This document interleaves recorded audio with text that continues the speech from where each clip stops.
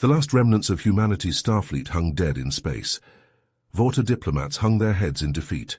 The war was lost. Everything was lost. That was the grim scene in the Galactic Council chambers on the Vorta homeworld of Zorthak. Representatives from the 12 still-free alien races argued in increasingly desperate tones. The ruthless, advanced Krigar Empire had torn through their defenses, shattered their ships, glassed their colonies from orbit. Their surrender demand had arrived that morning. They had 1 week to submit. Not one representative could meet another's eyes. No one had any fight left. They had thrown everything at the Krigar, no weaknesses, no hope. No hope, but one. Tyro, the elderly Vorta diplomat tasked with the defense of the free galaxy, rose to his feet. He had to grip his chair. His legs shook, but his voice rang out clearly.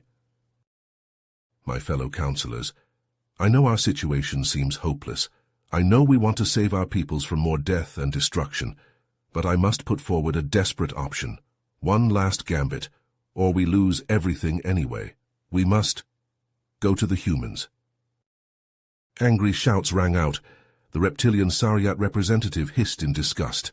The humans, those primitive, violent apes, what could they possibly do against the might of the Krigar? We would only be throwing away ships and lives. The humans are not ready, said the ethereal Lumirian in a melodious, echoing voice. They only achieved interstellar spaceflight 200 years ago. We cannot ask them to fight this war. Tyro held up a wrinkled blue hand. We have no choice. The humans may surprise us. After hours of heated debate, a small majority emerged in support of Tyro's plan. With an increasing sense of dread and urgency, the Council selected one human to lead a final, critical mission. Jeffrey Kennedy, a grizzled, retired admiral, renowned for his unorthodox tactics against the Krigar. He was the humans' best chance, their only chance. Tyro arrived at Kennedy's isolated ranch on Earth with a small delegation. The old human listened, a deep frown on his worn features, as Tyro outlined the dire situation and the dangerous plan. You're telling me, Kennedy said slowly, that the galaxy's most advanced races are about to fall to the Krigar, that you need a primitive species, humans, to infiltrate their secret shipyard, the one hidden in a nebula that'll burn out any normal ship's systems? He shook his head. This is a tall order. The odds aren't good. I know we ask the impossible, Tyro said softly, but you are our final hope. If we do not stop the Krigar fleet, your world burns too. Will you fight? Kennedy met his eyes. A fire ignited in that steely gaze. I'll do a hell of a lot more than that. If this is our only shot, then humanity's going to show the galaxy what we're made of. I hope you're ready. He rose to his feet as Tyro watched, awed and a little frightened by the iron determination he saw. Kennedy looked to the stars, jaw set. It's time to get the fleet back together. The Krigar want a war? They'll get a war. Kennedy started making calls as soon as the Council delegation's shuttle lifted off.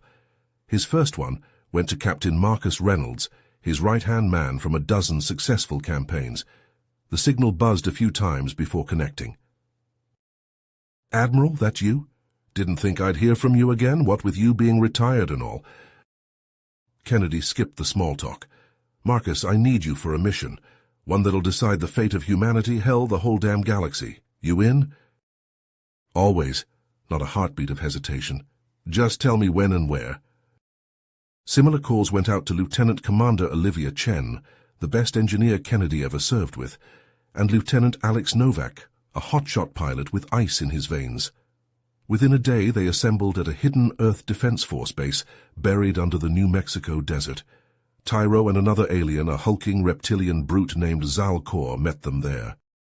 This is one hell of a crew, Kennedy said, unable to hide a fierce grin. Whatever you're planning, I'd say our odds just went up. That is our hope, said Tyro. The robed alien led them into an underground hangar. And this is our plan. Light snapped on with a boom, revealing a battered, blocky hulk of a ship. Kennedy stepped closer, eyes widening as he recognized the angular hull, the bulky engine pods, the rows of torpedo tubes. I'll be damned.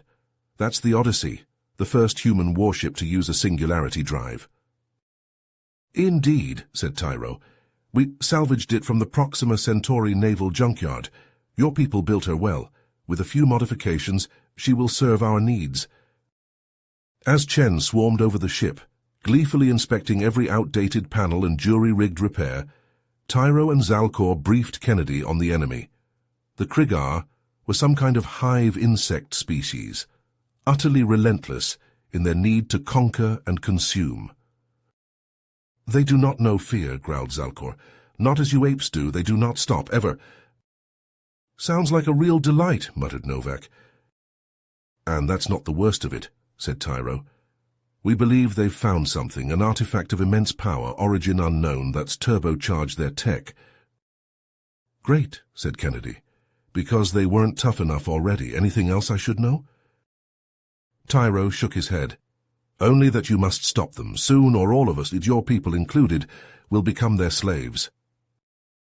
With the Odyssey tuned up and stocked for war, they plotted a course for the Miasma Nebula. Tyro stayed aboard as a Galactic Council liaison, while Zalcor piloted a support shuttle. Anything bigger would get fried by the nebula's intense radiation. Damn, breathed Novak as they hit the outer clouds. Angry red lightning danced across the flickering shields. The deck lurched under their feet. Rough ride. She'll hold together, said Chen, hands flying across the controls. I tripled the shield emitters, added a secondary iridium hull layer for— Cut the chatter, snapped Kennedy. We've got company. 3 jagged silhouettes knifed out of the murk, plasma lashing from their flanks. Insectoid Krigar ships, all spikes and sharp angles. Kennedy recognized a frigate and 2 destroyers, a typical scouting formation. Novak, evasive maneuvers, he barked. Chen, divert power to forward shields and prep the singularity torpedoes. Reynolds, charge the mass driver cannons. The crew leapt into action as the first salvo of Krigar plasma slammed into their shields. Alarms blared and smoke poured from overloading conduits. Novak sent them into a spinning dive, narrowly evading the second volley. Chen shunted the reactor's fury into their forward batteries. Mass drivers at 80% charge, shouted Reynolds. Torpedoes locked and ready. Kennedy clenched his jaw as a destroyer loomed ahead, spinal cannon glowing with deadly light. Fire everything. The Odyssey shuddered as a pair of singularity torpedoes and a full salvo of mass driver rounds blasted out. The destroyer vanished in a blaze of ruptured armor and splintered chitin. Not waiting to celebrate, Novak whipped them into a tight turn, aligning the mass drivers on the remaining destroyer. It fired first. A lance of magnetically accelerated plasma punctured their shields and hull like a blowtorch through paper. Atmosphere howled out of the breach, emergency doors slamming shut a second too late. Damage report, yelled Kennedy, the stink of scorched metal filling his nose. Hull breach in the forward torpedo bay, coughed Chen through the smoke. Structural integrity's shot to hell. One more hit like that and we're dead. Kennedy stared at the destroyer as it lined up for another shot. A crazy, stupid, brilliant idea formed in his head. A classic human gambit. Novak, set collision course with that destroyer. Flank speed. The pilot gaped at him. A ramming attack, are you insane? No, I'm human. He met Novak's eyes. Punch it! With a muttered prayer, Novak fired the engines to full burn. The Odyssey leapt at the destroyer like a wolf lunging for a bear's throat. Its spinal cannon flared, pouring plasma into their disintegrating hull. Warnings screamed from every console. The enemy ship filled the view screen, a wall of jagged metal racing to meet them. The Odyssey corkscrewed aside, skating along the destroyer's flank with only a scorched paint job. The destroyer, committed to its attack run, couldn't adjust in time. It ploughed into its wounded frigate companion with a sun-bright blast of ruptured reactors and shattered metal. Both vanished in an expanding ball of plasma and debris. Silence filled the bridge. Kennedy sagged back in his chair, exhaustion and exhilaration warring on his face. They were alive, barely. But the mission had just begun, and the Krigar knew they were coming. Take us in nice and slow, Kennedy ordered, as he watched rocks the size of skyscrapers tumble past on the view screen. This old girl's taken enough of a beating for one day. Novak nodded, hands flying over the controls. Aye, aye, Admiral. Once they were clear of the worst of the debris, Kennedy turned to Chen. How bad is it? Chen shook her head, frowning at a diagnostic screen. We've got hull breaches on decks 4 and 7, the port engine is leaking plasma, and the singularity drive is operating at 60% capacity. We need to set down for repairs ASAP. The Odyssey shuddered as it settled onto the landing pad, metal groaning in protest. As soon as the ship was still, Kennedy was out of his chair. Chen, stay with the ship and start repairs. Novak, keep an ear out for any Krigar chatter. Reynolds, Tyro, with me. Let's see what this place has to offer. Zalcor stomped up to join them, a massive plasma rifle cradled in his arms. I will come as well to keep watch. The four of them made their way through the dusty, abandoned corridors of the mining facility. Lights flickered fitfully overhead, and the air tasted stale. It was clear no one had been here in a long time. Fan out, Kennedy said as they entered a large central chamber. Look for anything we can use, spare parts, fuel cells, ration packs. You know the drill. They split up, each taking a different section of the room. Kennedy headed for a bank of computers, hoping to pull up a schematic of the facility. As he was scrolling through files, he heard Tyro call out, Admiral Kennedy, I believe I have found something of interest. Kennedy hurried over to where the Vorta was standing, in front of a small nondescript door set into the wall. What is it? Tyro pointed at a faded label next to the door. This reads Artifact Storage. I am curious as to what manner of artifact would be kept in such a remote location. Kennedy frowned. A strange, prickling feeling crept up the back of his neck. Let's find out. It took a few minutes of tinkering, but Reynolds managed to hotwire the door controls. With a rusty screech it slid open, revealing a small chamber beyond. In the center of the room, sitting on a pedestal, was a strange, gleaming device. It was a complex array of interlocking bronze gears, dials, and plates, all covered in intricate engravings. Kennedy had never seen anything like it. Tyro stepped closer, his eyes wide with wonder. If I'm not mistaken, this is the Antikythera mechanism, an ancient human artifact, rumored to hold great technological secrets. But I thought it was only a myth. Kennedy reached out to touch it, then thought better of it. Let's get it back to the ship. If it's as important as you say, Chen needs to take a look at it. Tyro nodded. He carefully lifted the mechanism from its pedestal and placed it in a padded case.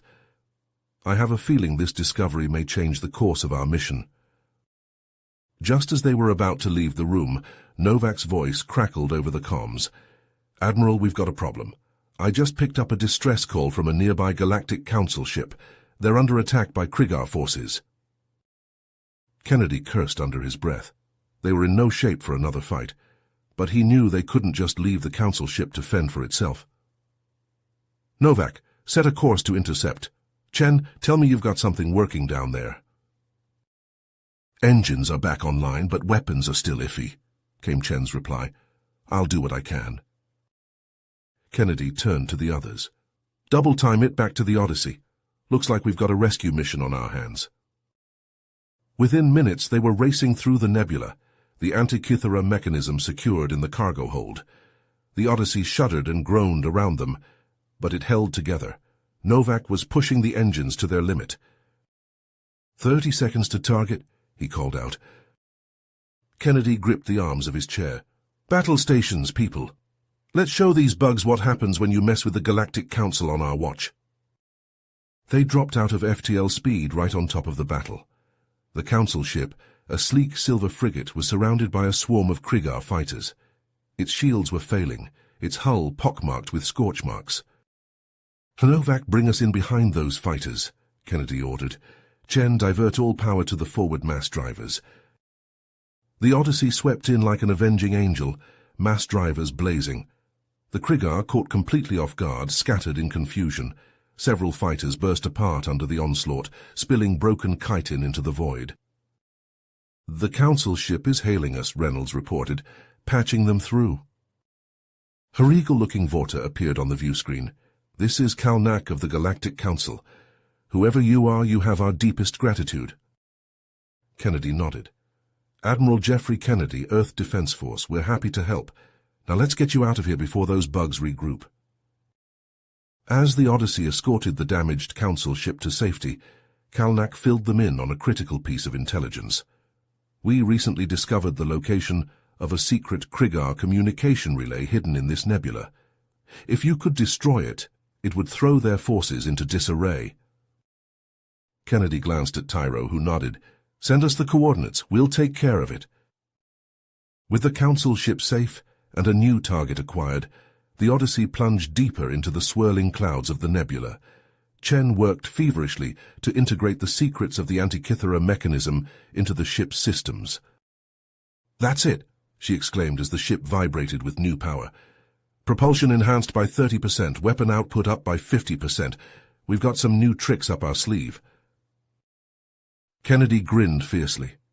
The odds were still stacked against them, but for the first time since this mission began, he felt a flicker of hope. The Krigar wouldn't know what hit them. "All right, people, strap in and brace yourselves," he said as the comms relay appeared on the long-range sensors. "It's time to show these overgrown insects what humans are really made of. Let's bring the thunder." "All right, people, listen up," Kennedy said as the Odyssey hurtled toward the Krigar communication relay. "Chen's got us disguised as one of their supply ships. Reynolds, you're leading the infiltration team. Novak, Zalcor, you're with him. Get in there, plant the charges, and get out fast. We'll be standing by for extraction." The three nodded, faces grim with determination. They knew the risks, but they also knew what was at stake. As the Odyssey approached the relay station, Chen's fingers flew over her console, adjusting the holographic projectors. The ship shimmered, its battered hull replaced by the angular lines of a Krigar vessel. "We're in," she said as they passed the outer perimeter. Reynolds, Novak, and Zalcor geared up in the armory, checking weapons and strapping on armor. There was no chatter, no bravado, just the quiet focus of soldiers about to enter the fray. The Odyssey shuddered as it docked with the station. The infiltration team moved out, slipping through the airlock and into the dimly lit corridors of the Krigar base. They moved swiftly and silently, Zalcor taking point with his plasma rifle. His reptilian eyes scanned for threats, his scales shimmering under the pulsing red lights. Reynolds directed them through the twisting passageways, following the schematics Chen had pulled from the station's computers. They planted charges at key structural points, working with practiced efficiency. But as they set the final charge, alarms blared to life. Krigar soldiers poured into the corridor, plasma rifles blazing. "Gus," Reynolds shouted, opening fire. "I'll cover you." Novak and Zalcor sprinted for the exit as Reynolds laid down a withering hail of fire. Chitin cracked and Krigar screeched as they fell, but more kept coming. Plasma bolts sizzled past Reynolds' head as he backed toward the airlock, still firing. He saw Novak make it through, then Zalcor, but just as the hulking reptilian was about to clear the threshold, a plasma bolt caught him in the side. He stumbled, roaring in pain. Reynolds grabbed him, dragging him through the airlock. "Kennedy, blow the charges," he yelled into his comm. On the Odyssey, Kennedy hesitated for a split second. Zalcor was still out there, but he knew what had to be done. The relay station vanished in a blinding flash of light, the shockwave slamming into the Odyssey like a hammer blow. Alarms shrieked as the ship tumbled away, its disguise flickering and fading. In the airlock, Reynolds cradled Zalcor's head as the life faded from his eyes. "You did good, soldier," he said softly. "Real good." On the bridge, Tyro bowed his head, grief etched into his aged features. Kennedy put a hand on his shoulder. "His sacrifice will not be forgotten," the Admiral said. "We'll make sure of that." Tyro nodded, not trusting himself to speak. Chen's console beeped urgently. "Admiral, I'm detecting a massive disruption in Krigar communications. The destruction of the relay has them in disarray." Kennedy's jaw tightened. Then let's hit them while they're reeling. Kalanak, what's the status of that supply line? The Vorta's image appeared on the screen. Vulnerable for the moment. If we strike now, we could deal a crippling blow. Then that's exactly what we're going to do. Novak, lay in a course. Chen, get me everything you can on their defenses. It's time we showed these bugs what happens when you mess with humanity. As the Odyssey surged forward, Chen frowned at her readouts. The Antikythera mechanism pulsed with strange energy, ancient circuits coming to life. That's odd, she muttered. It's almost like it's scanning for something. Her eyes widened as realization dawned. The mechanism wasn't just a technological marvel, it was a key to understanding the artifact that had given the Krigar such power. And if they could unlock its secrets, the tide of this war might finally turn. Kennedy's heart raced as Chen burst onto the bridge, datapad in hand. Admiral, I've made a breakthrough with the Antikythera mechanism. The artifact the Krigar found, it's not alien at all. It's human. What? Kennedy spun to face her. Are you sure? Positive. It's called the Prometheus device, created by a Dr. Elena Nakamura in the early days of human space exploration. But she and her research vanished decades ago. Chen's fingers flew over the datapad, bringing up schematics. Kennedy's blood ran cold. If the Krigar unlocked the secrets of this device, they'd be unstoppable, he breathed. He slammed a button on his console. Get me Admiral Petrov, now! Moments later, his mentor's grizzled face filled the screen. Kennedy wasted no time. Mikhail, we need reinforcements at the Krigar shipyard. It's now or never. Petrov's eyes narrowed. You'll have them, Jeffrey. The Avalon battle group will meet you at the nebula's edge. Godspeed. As the call ended, Novak's sensors blared. Admiral, we've got company. Massive Krigar fleet incoming, led by some ugly bastard called Zorkax. The Odyssey shuddered as the first salvo slammed into its shields. Consoles exploded in showers of sparks. Shields at 40%, Chen shouted over the chaos. Kennedy gritted his teeth. They just had to hold out until... Sleek human warships dropped out of FTL, mass driver cannons already firing. The Krigar fleet scattered under the onslaught. There's our window, Kennedy said. Reynolds, Chen, Tyro, with me. We're taking a strike team to that shipyard. As their shuttle blasted into the Krigar hangar, Kennedy couldn't shake a sense of dread. What horrors awaited them? They fought their way into the heart of the shipyard, Krigar soldiers falling before their weapons.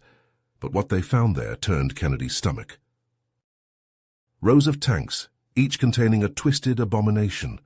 Half human, half Krigar, the results of the Prometheus device's unholy power. My God, Reynolds breathed. They've been merging human DNA with their own. Chen accessed a terminal, her face draining of color. There's more. Files here suggest Dr. Nakamura is still alive. The Krigar have her. Kennedy's hand tightened on his rifle. They had to find Nakamura and destroy this facility. Before the Krigar unleashed their new army on the galaxy, failure was not an option. Kennedy's heart pounded as he made the agonizing decision. Chen, Tyro, find Nakamura. Reynolds with me. We're taking out this shipyard once and for all. Chen nodded, her face set with fierce determination. She and Tyro sprinted down a corridor following the schematic on her datapad. Kennedy and Reynolds headed in the opposite direction, planting explosive charges as they went. Krigar soldiers swarmed them from every angle. Kennedy blasted a hole through one's chitinous armor, green ichor spattering the walls. Reynolds took down 2 more with precise shots to their compound eyes. Just like old times, Admiral?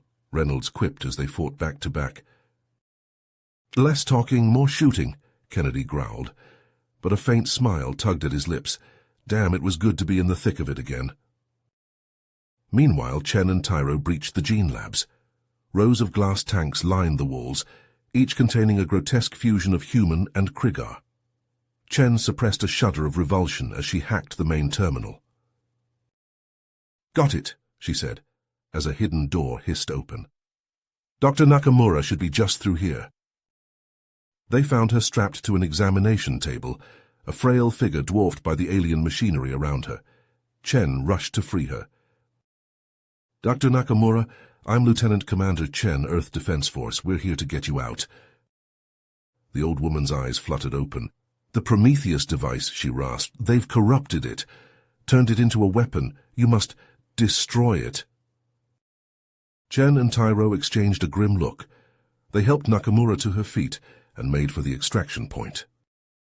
Kennedy and Reynolds fought their way to the heart of the shipyard, a cavernous chamber pulsing with malevolent energy.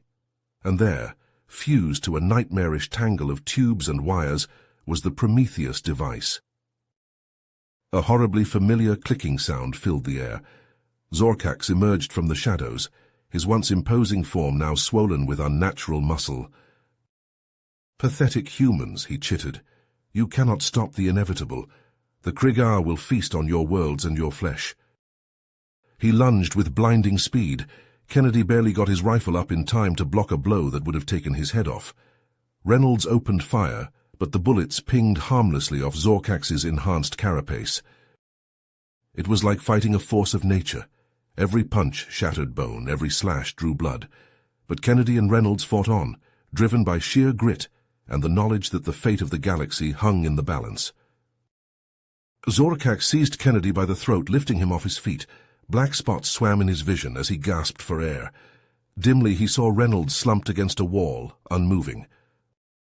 This was it then, the end of the line.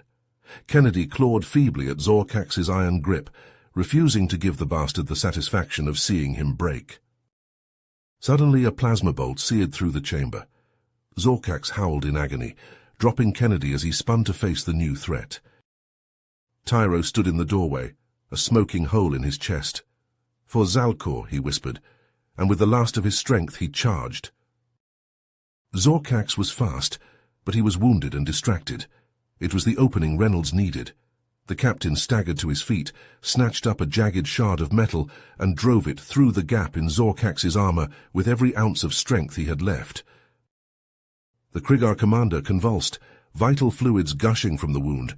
He toppled like a felled tree, crushing Tyro beneath him. "No!" Kennedy crawled to the Vorta's side, cradling his broken body. "Why?" he asked hoarsely.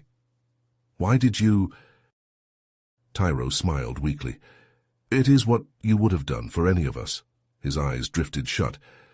"The galaxy needs you, Jeffrey Kennedy. Do not let it fall." Kennedy bowed his head as Tyro breathed his last. A good man, a brave man, he wouldn't be forgotten. Reynolds placed a hand on his shoulder. "Admiral, we need to move." Kennedy nodded, his face a mask of cold fury. He retrieved the Prometheus device and primed the last of the explosives. "Let's get Dr. Nakamura and get the hell off this scrap heap." They rendezvoused with Chen and fought their way back to the Odyssey, Krigar soldiers hot on their heels. Novak had the engines primed and ready. As soon as they were aboard, he punched the thrusters, rocketing them clear of the shipyard. Moments later, the explosives detonated. A new sun bloomed in the void, consuming the accursed shipyard in a maelstrom of white-hot plasma. On the bridge, the crew watched in silence as the firestorm raged. They had struck a blow against the Krigar today, but at a heavy cost. Tyro, Zalcor, all the souls lost in this brutal war. Their sacrifices had to mean something. A chime from the comms snapped Kennedy back to the present. He hit the receive button, and Kalnak's ashen face filled the screen. "Admiral Kennedy, thank the ancestors you're alive. The Krigar have launched an all-out assault on Zorthak. The Council's defenses are crumbling. You must hurry." Kennedy's fists clenched. After everything they'd been through, everything they'd lost, he'd be damned if he let those bugs take one more inch of ground. "Set a course for Zorthak," he ordered, steel in his voice, "and put me through to Admiral Petrov. Tell him humanity is about to show the galaxy what we're really made of." The Odyssey and her battle fleet leapt to FTL, racing toward the beleaguered Vorta homeworld and the fight of their lives. The Prometheus device glowed softly in its containment field, a reminder of the knowledge and power humanity held in its hands. For Earth, for the fallen, For the future. The time had come for the Krieger to learn the true meaning of human defiance. Kennedy clenched his jaw as the Odyssey hurtled through FTL space, the fate of the galaxy hanging in the balance. He turned to Dr. Nakamura and Chen, their faces lit by the glow of holographic schematics. "Tell me you've got something." Dr. Nakamura nodded, her aged features set with determination. "We have.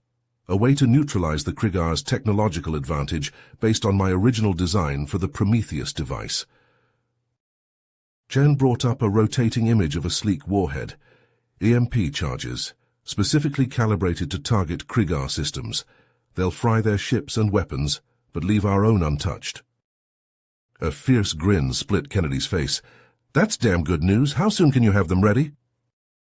"Give me 6 hours," said Chen. "I'll have a full payload prepped for delivery." "Make it 4. Kennedy turned to the view screen where the besieged world of Zorthak loomed. "We're out of time." Arrayed before the planet was a swarm of jagged Krieger warships, their plasma cannons hammering at the battered Council defenses. Kennedy hailed Admiral Petrov, his face grim. "Mikhail, I need you to buy us some time. Keep those bugs focused on you. We'll sneak a team planetside to deliver the package." Petrov nodded, his craggy features set like stone. "You'll have your window, Jeffrey. The Titan will give them hell. Just get it done." As the fleet engaged, the Odyssey and a small escort of human and Council ships slipped through the fray, skimming past searing plasma blasts and shattered hulls. Kennedy watched the Titan plow into the heart of the Krieger armada, its mass driver cannons flashing. "Godspeed, you magnificent bastard," he muttered. Then to Novak, "Punch it, get us groundside now." The Odyssey knifed into Zorthak's atmosphere, hull glowing cherry red as it screamed toward the capital city. Krieger anti-air cannons erupted from the ruins, filling the sky with flak. "Brace for evasive maneuvers," barked Novak, wrenching the ship into a corkscrew. Consoles sparked and alarms blared as a shell clipped their shields. Kennedy held fast, eyes locked on the drop zone. "Reynolds, Chen, you're with me. Grab those EMP charges and get to the hangar. We drop in 5. The wind howled as their dropship hurtled through smoke-choked skies, the shattered spires of the Vorta capital rising to meet them. Kennedy checked his rifle, adrenaline surging. This was it, the final push. Reynolds lobbed a grenade, sending a cluster of Krieger soldiers scattering. "Just like old times, huh, Admiral?" Kennedy grunted, putting a burst through a Krieger sniper. "Less talking, more shooting. Chen, get that first charge planted. We'll cover you." They fought their way into the rubble-strewn streets, past burning vehicles and crumpled Vorta bodies. Krieger soldiers swarmed from every direction, their shrieks filling the air. Chen sprinted to the first target, a towering comm spire. She slapped the EMP charge onto its base and primed the detonator. Charge 1 set, moving to the next. A plasma bolt seared past Kennedy's helmet as he took down a trio of charging Krieger. He could see the next target, a heavily fortified power station, but the approach was a killing field, raked by heavy cannons. "Reynolds, Chen, suppressing fire on those gun emplacements. I'll make a run for the power station." "Negative, Admiral," shouted Reynolds. "I've got this. You plant the charge." Before Kennedy could argue, Reynolds was sprinting headlong into the fray, his rifle spitting death. Krieger fire converged on him from all sides. Kennedy charged after him, Chen close behind. They were halfway to the power station when a searing lance of plasma caught Reynolds in the chest. He stumbled, fell. Every instinct screamed at Kennedy to stand and fight, to not leave a man behind. But the mission had to come first. The galaxy hung in the balance. "You hold on, Marcus," he said fiercely. "That's an order. We'll come back for you." He turned to Chen, anguish twisting in his gut. "Move now!" They dashed the final stretch to the power station, slamming the EMP charge onto its crackling transformer. Around them, the city burned and shook with the thunder of distant battle. Kennedy's hand hovered over the final detonator. One press, and it would all be over. His eyes found Reynolds still firing defiantly into the oncoming horde. A rippling wave of blue light erupted from the charges. washing over the city like an ethereal tide. Krigar cannons fell silent, their shields flickering and dying. Soldiers twitched and crumpled as their cybernetic implants fried. In the skies above, Krigar ships shuddered and went dark, drifting helplessly as their systems failed. The EDS Titan surged forward, its guns hammering into their unprotected hulls. Kennedy sagged to his knees, exhaustion and grief crashing over him like a wave. They had done it. The Krigar were broken, their hold on Zorthak shattered. But the cost had been high, too damn high. He looked to Reynolds' still form, a bitter oath forming on his lips. This wasn't over. Not while a single Krigar drew breath. He would hunt them to the ends of the galaxy if he had to. For Earth, for the fallen, for the future. With the EMP blasts having crippled the Krigar forces on Zorthak, Kennedy saw his chance. He gathered a strike team of the best human and alien commandos, determined to end this war at its source, the Krigar command ship in orbit. They captured a trio of Krigar shuttles from the planet's surface. Disguised in the insectoid ships, they slipped past the command ship's defenses and docked in its cavernous hangar bay. As soon as the shuttle doors opened, plasma fire erupted around them. Kennedy led the charge, rifle blazing. Krigar soldiers fell before his onslaught, their exoskeletons shattering. "Push forward to the bridge," he roared over the chaos. "We end this now." They fought deck by bloody deck, leaving piles of broken Krigar in their wake. The ship's corridors were a nightmare of flashing emergency lights and screeching klaxons. Finally, they blasted through the armored doors of the bridge, and there, waiting for them, was the most massive Krigar Kennedy had ever seen. It stood well over 7 feet tall, its exoskeleton a mottled black and red, hate-filled compound eyes fixed on the humans. "Pathetic mammals," it rumbled in a bass growl. "You face Zorgoth, High Commander of the Krigar. Your doom is at hand." "I don't think so, Bug," snarled Kennedy. "This ends today." He charged, firing from the hip. But Zorgoth moved with blinding speed, shrugging off the plasma bolts. One monstrous claw batted the rifle from Kennedy's grip. The other seized him by the throat, lifting him off his feet. "Foolish primate," Zorgoth hissed, bringing Kennedy close to his mandibles. "You have no conception of what we strive for. The Prometheus device is the key to our ascension. We will shed these crude forms and become as gods, and your worlds will be the first we consume." Zorgoth hurled Kennedy across the bridge like a rag doll. He slammed into a bulkhead and crumpled, every nerve screaming.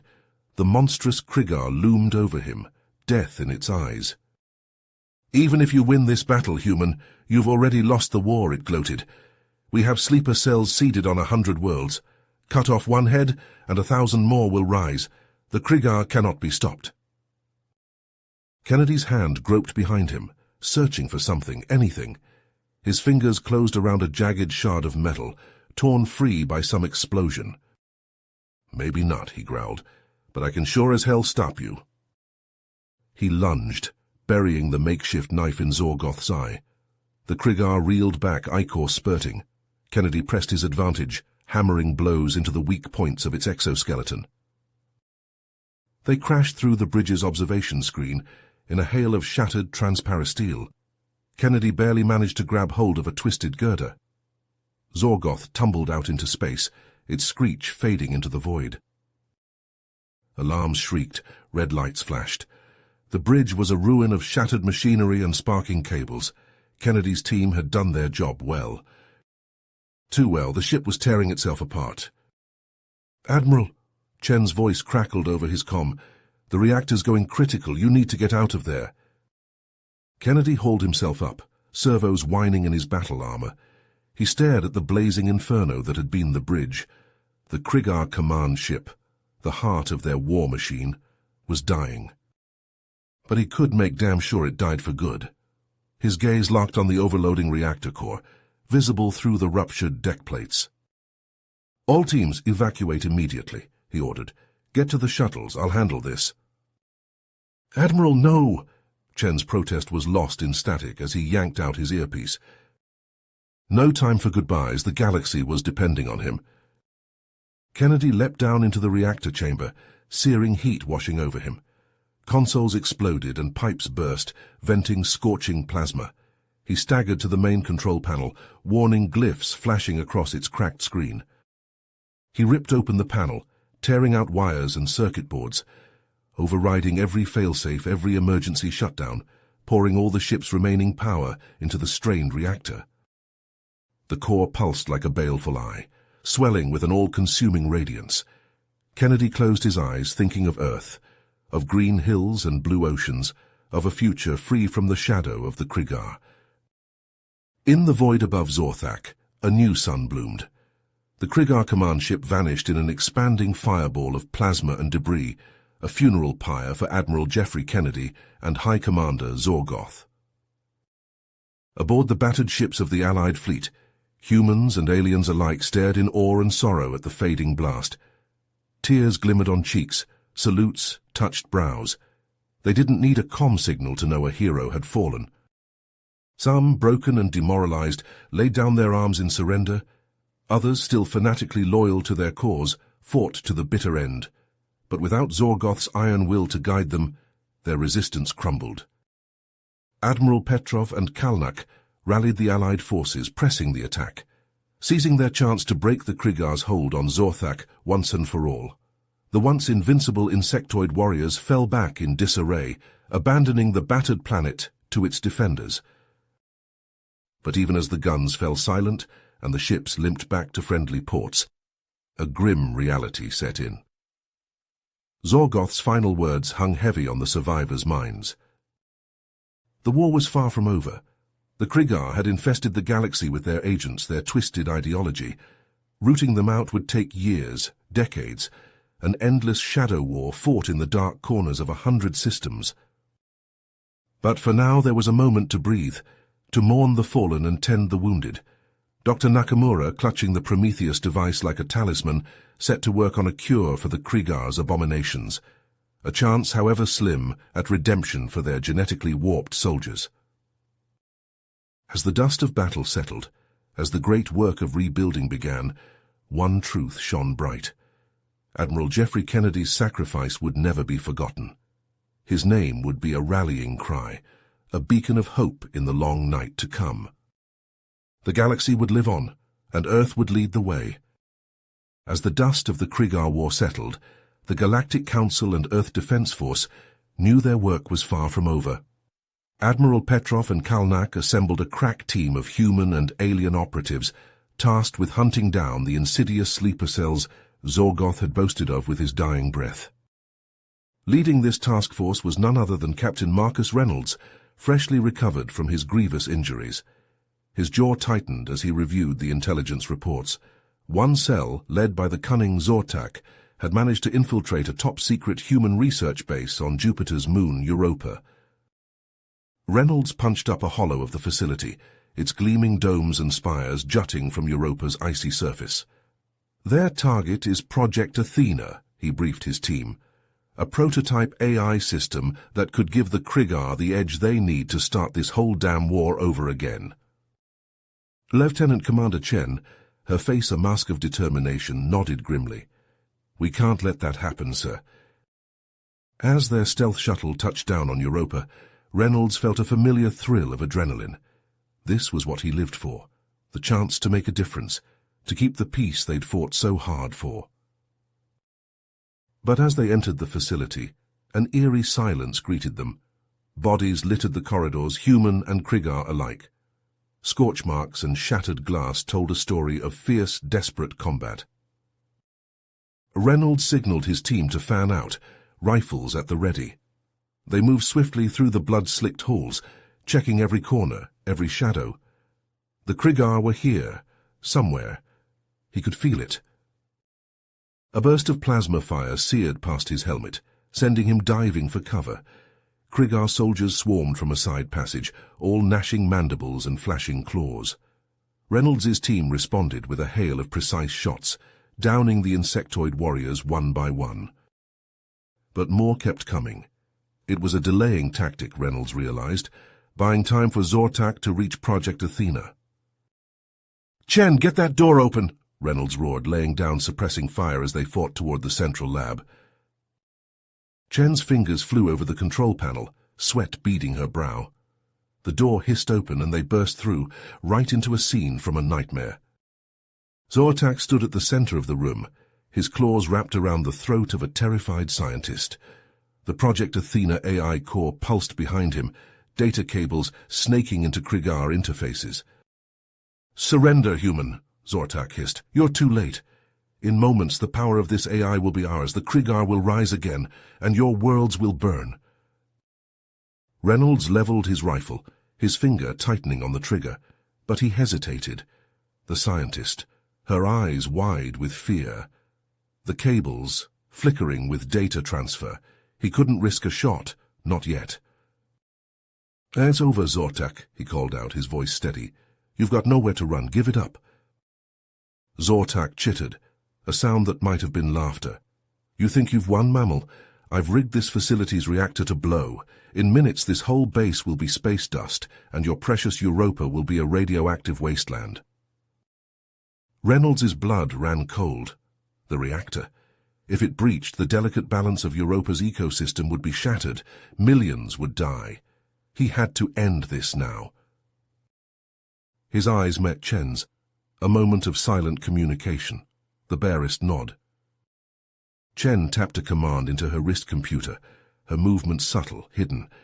On the screen, the data transfer flickered, hiccuped, a virus hidden in a dummy file, worming its way into the Krigar systems. Zortak convulsed, his claws spasming open. The scientist tumbled free, scrambling clear. Reynolds fired, a precision shot that burned through Zortak's skull.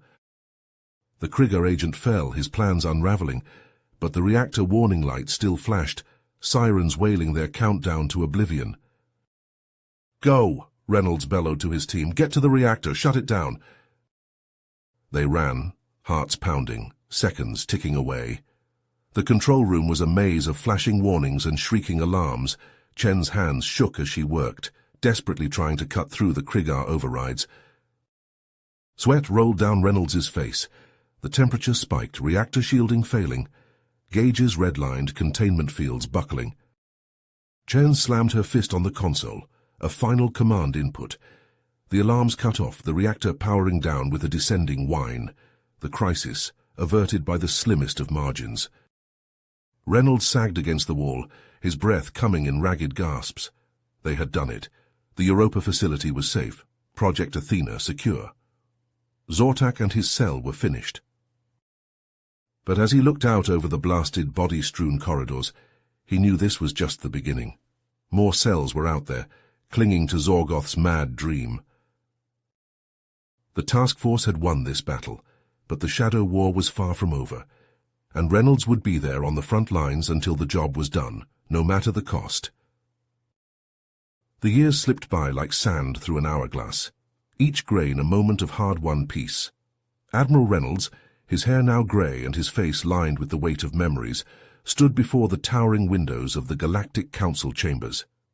A heavy silence hung in the air, broken only by the soft hum of the holographic displays. Kalnak, his Vorta features still sharp despite the passage of time, cleared his throat. "Admiral Reynolds, we have called you here today because a new threat has emerged, one that could undo everything we fought for." Reynolds turned, his eyes narrowing. "The Krigar!" Not quite. Kalnak tapped a control and a hologram flickered to life, a figure clad in black armor, his face a twisted mass of scars.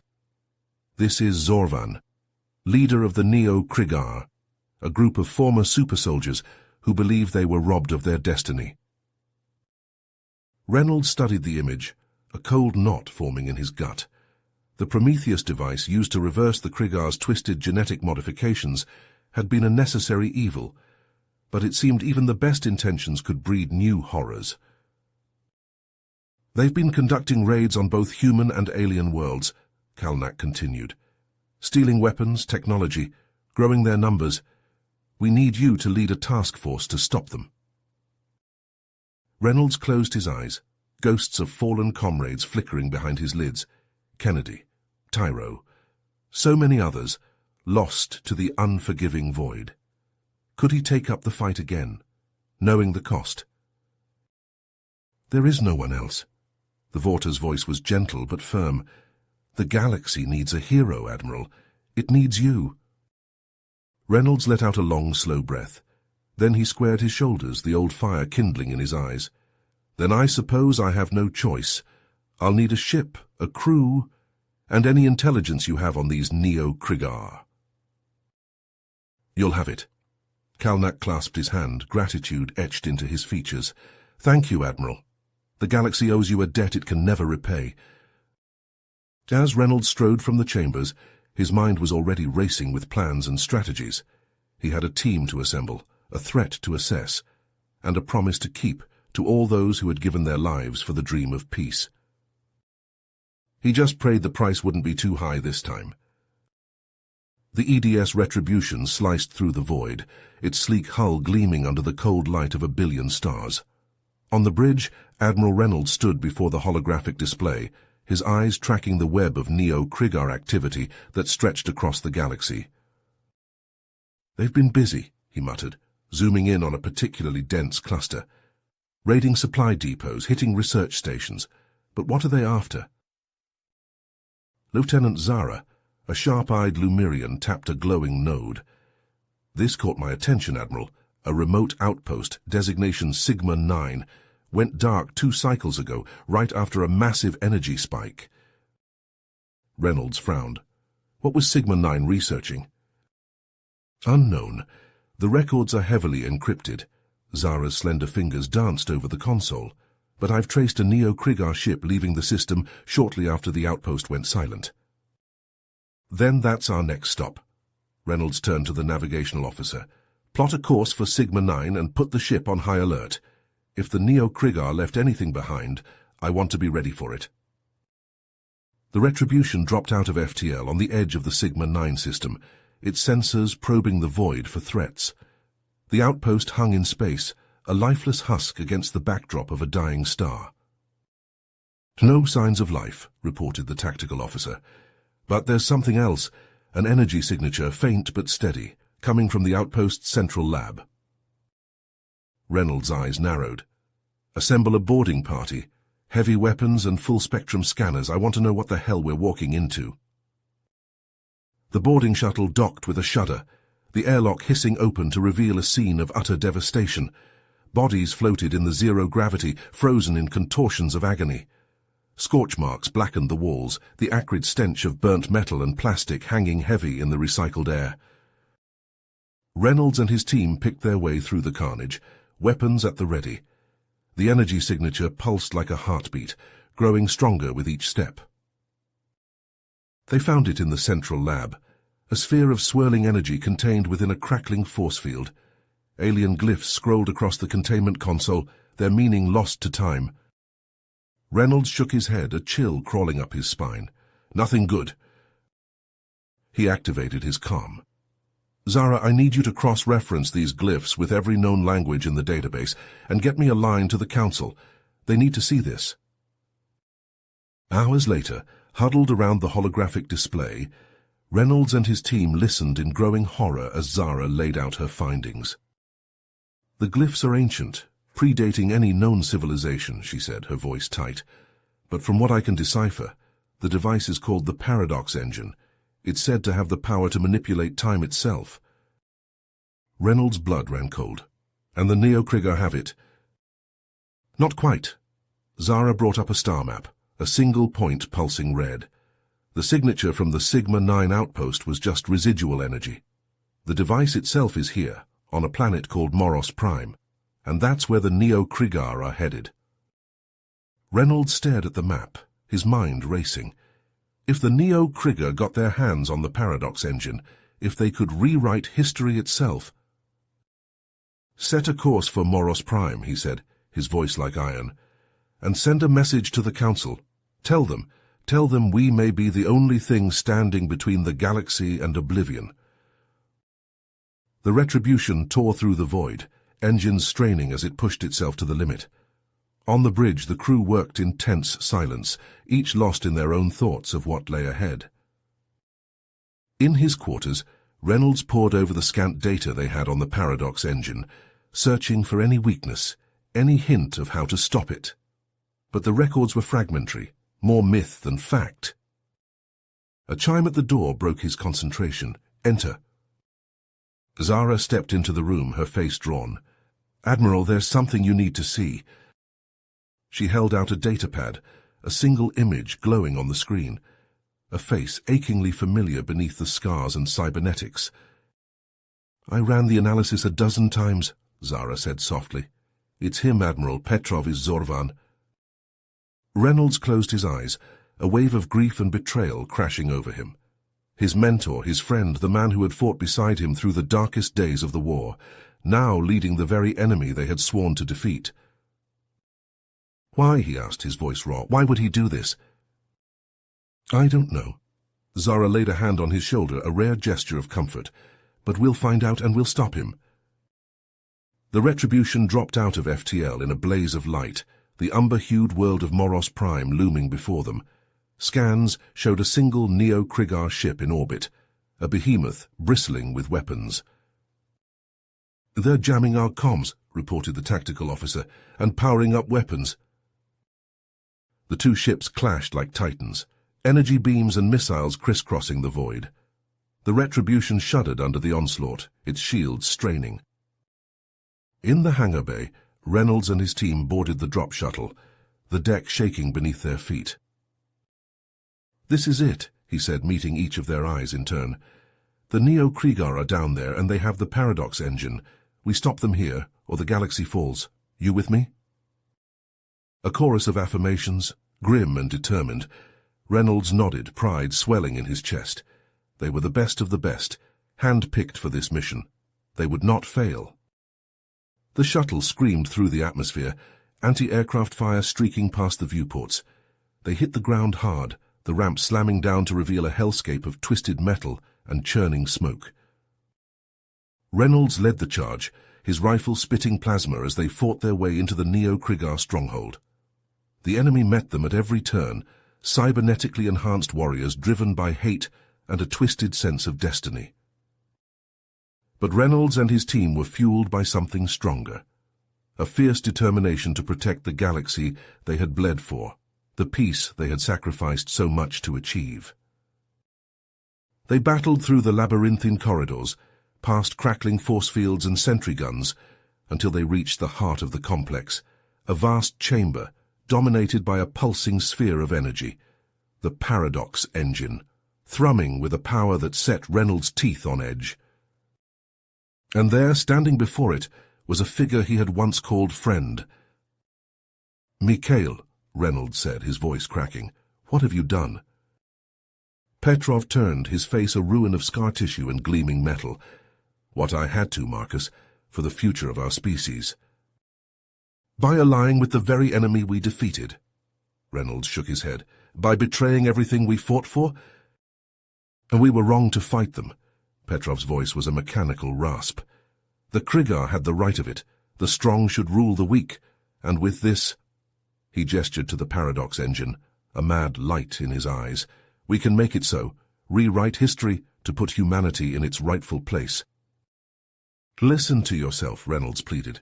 "This isn't you, Mikhail, the man I knew would never—" He raised his hand, a swirling vortex of energy coalescing around his fist. Reynolds dove to the side as a bolt of temporal force ripped through the space he had just occupied, aging the metal to rust in an instant. Reynolds rolled to his feet, bringing his rifle to bear. But he hesitated, finger hovering over the trigger. This was Mikhail, his brother in arms, his friend. Could he really? Time seemed to slow as Reynolds watched Petrov's fingers brush the swirling surface of the engine. A choice crystallizing in a single eternal moment. Duty or friendship, the galaxy or the man who had once saved his life. The rifle kicked against his shoulder, the plasma bolt lancing out to strike the heart of the Paradox engine. The sphere convulsed, energy cascading outward in a blinding wave. Petrov screamed, a sound of rage and anguish as the temporal energies engulfed him, aging him a century in seconds. He crumbled to dust, his cybernetics clattering to the floor. The Paradox engine pulsed, cracks spreading across its surface as the feedback built to a crescendo. Reynolds turned to his team, shouting for them to run, to evacuate. They obeyed, a fighting retreat back the way they had come. But Reynolds stayed, watching as the engine collapsed in on itself, a swirling vortex of unstable time. He knew what he had to do. He placed his last grenades at the base of the sphere, their timers counting down in sync with the engine's death throes. Then, with a final salute to the friends he had lost, to the duty he had served, he sprinted for the exit. But as the darkness claimed him, as the agony faded to a distant echo, he felt a sense of peace. He had done his duty. The galaxy was safe. And somewhere beyond the veil of death, he knew his friends were waiting for him. In the days that followed, as the fires cooled and the dust settled, the galaxy took stock of what had been lost and what had been saved. The Neo Krieger, leaderless and demoralized, scattered to the winds. Their threat ended before it could truly begin. The Galactic Council mourned the loss of Admiral Marcus Reynolds, the hero who had given his life to preserve the peace. They erected statues in his honor, named star systems after him, ensured that his sacrifice would never be forgotten. But for those who had known him, those who had fought beside him, the true memorial was in the lives he had touched, the futures he had made possible. In the Lemurian child who grew up dreaming of the stars, inspired by tales of the human who had saved her world. In the Vorta diplomat who brokered treaties and forged alliances, guided by the principles of cooperation and understanding that Reynolds had embodied. In the Earth Defense Force recruit who signed up to serve, determined to live up to the legacy of the heroes who had come before. The galaxy moved on as it always did. New challenges arose, new enemies threatened the fragile peace. But through it all, the memory of those who had given everything to defend it shone like a beacon, a guiding light in the darkness. And though they were gone, though their names faded into legend and myth, their spirit lived on. In the hearts of those they had saved, in the stories passed down through generations. A reminder that no matter the odds, no matter the cost, there would always be those willing to stand against the night, to fight for what was right, for the dream of a better tomorrow. For in the end, that was the true legacy of the heroes of the Galactic War, not the battles they had won or the enemies they had defeated, but the hope they had kindled, the spark of courage and defiance that could never be extinguished, a light that would burn forever in the hearts of all who dared to dream of a brighter future. You have reached the end of the story. If you enjoyed this story and want to support us, please leave a like and subscribe to our channel, and for every comment that says 88, I will heart every single one of them. Thank you for your time.